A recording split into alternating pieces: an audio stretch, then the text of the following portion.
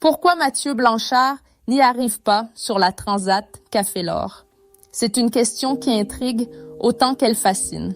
Mathieu Blanchard, habitué des podiums en ultra-trail, s'est lancé sur l'Atlantique, non pas pour gagner, mais pour vivre une aventure totale. Pourtant, après seulement quelques jours de course, les images sont sans appel. Il traverse l'un des moments les plus difficiles de sa carrière. Fatigue extrême, mal de mer, alimentation impossible, perte de force. Mathieu Blanchard apparaît vidé, épuisé, presque à bout. Même son coéquipier, le navigateur expérimenté Conrad Coleman, parle d'un homme hors service. Mais comment expliquer qu'un sportif aussi préparé, aussi volontaire, se retrouve en si grande difficulté sur cette transat? La réponse se trouve peut-être dans la différence fondamentale entre l'ultra-trail et la course au large. Mathieu Blanchard a repoussé ses limites dans les déserts, la jungle, la neige.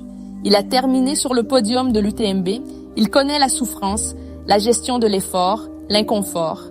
Mais la mer, elle, ne récompense pas seulement l'audace. Elle exige de l'expérience, de la technique, des réflexes acquis au fil des années. Avant ce projet, Mathieu Blanchard n'avait jamais mis les pieds sur un IMOCA. Sa seule expérience significative en mer, une navigation de 1000 milles nautiques, juste assez pour valider sa qualification en duo avec Conrad Coleman. 5 jours d'autonomie totale, sans escale, mais aucune course au large à son actif, aucun long convoyage, aucune transat précédente. Il découvre tout d'un coup, la navigation de nuit, la promiscuité, les manœuvres, la fatigue chronique, le mal de mer. Bien sûr, il a suivi les stages de survie obligatoires, il a rempli les cases administratives.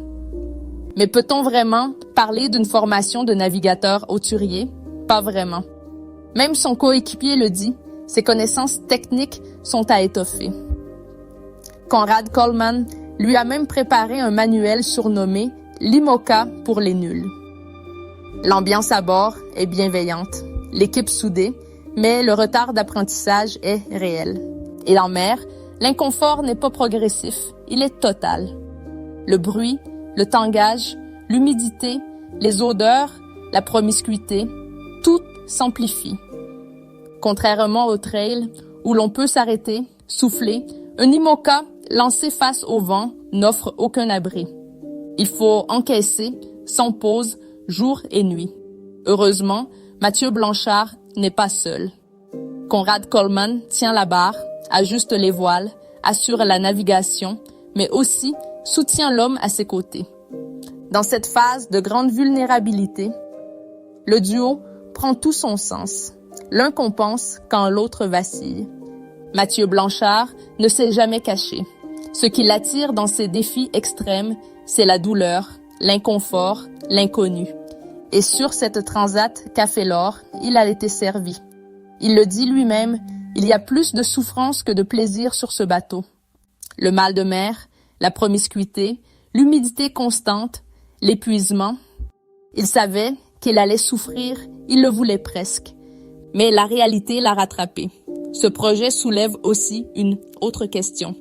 S'agit-il d'une envie personnelle ou d'une dynamique de communication? Difficile à dire. Mais quand la performance sportive devient terrain de storytelling, les frontières se brouillent. L'intention est belle, mais le résultat, pour l'instant, est cruel. Pour certains, ce défi fou témoigne d'un courage rare. Mathieu Blanchard ose tout, même ce qu'il ne maîtrise pas. Il accepte de se montrer vulnérable, de documenter ses failles, de vivre en direct l'échec ou l'épuisement.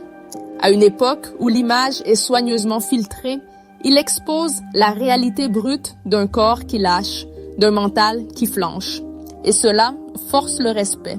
Mais une autre lecture existe, celle d'un emballement mal maîtrisé, d'un sportif propulsé trop vite dans une aventure qui pourrait le dépasser techniquement. L'océan, lui, ne pardonne rien.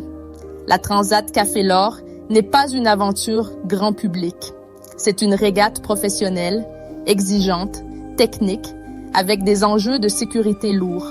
Mathieu Blanchard découvre en direct que l'esprit d'aventure ne suffit pas à naviguer. Cela n'enlève rien à sa bravoure, mais cela interroge. Au final, cette traversée est un choc entre deux mondes. En trail, la souffrance est voulue, parfois recherchée. En mer, la souffrance s'impose et l'océan ne négocie jamais.